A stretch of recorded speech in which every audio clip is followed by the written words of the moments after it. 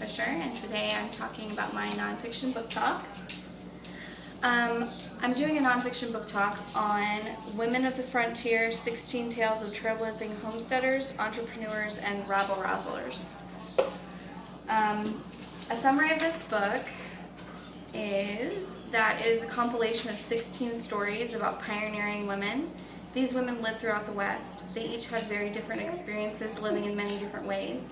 Some lived as farmers, ranchers, merchants, and others worked in schools, founded libraries and churches, and ministered to the sick. They were able to survive the wild frontier and discover both its beauty and dangers.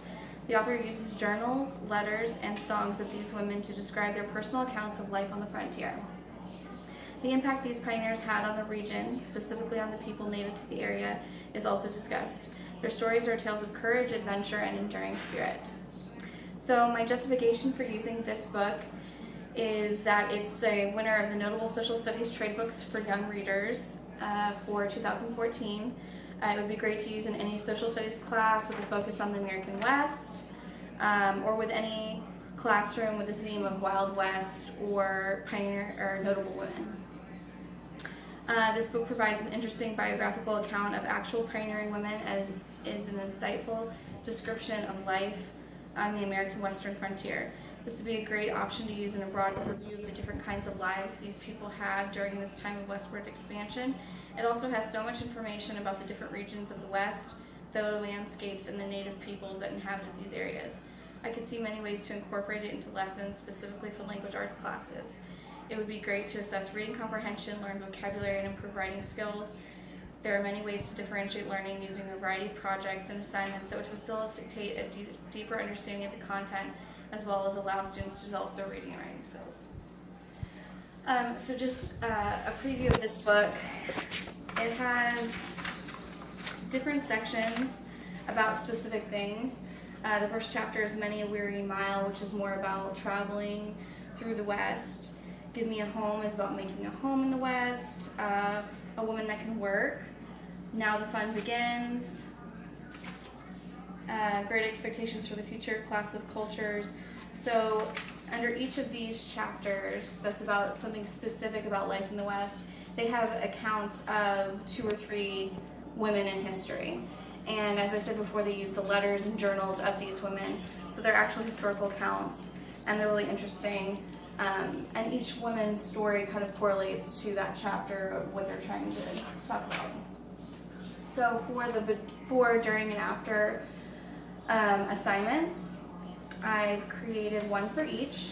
For the before assignment, I did an anticipation guide.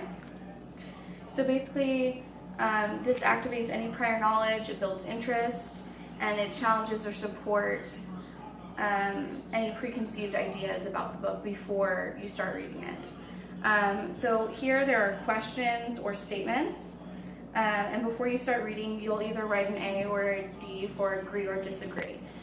So you kind of think about the statement and just use any prior knowledge you have, your expectations, and see if you would agree or disagree with that. And then after you're reading, you fill it out again and see what actually happened in the story. So some examples are the women in these stories were limited in their roles because of their gender and could only be a wife and a mother. Another one is teaching was one of the only professions socially acceptable for women. So you would go through and just write agree or disagree before reading and then after as well. I have a completed version here. And, I just wrote what I would think before and then, of course, after reading the answer. For a during activity, I did a jigsaw.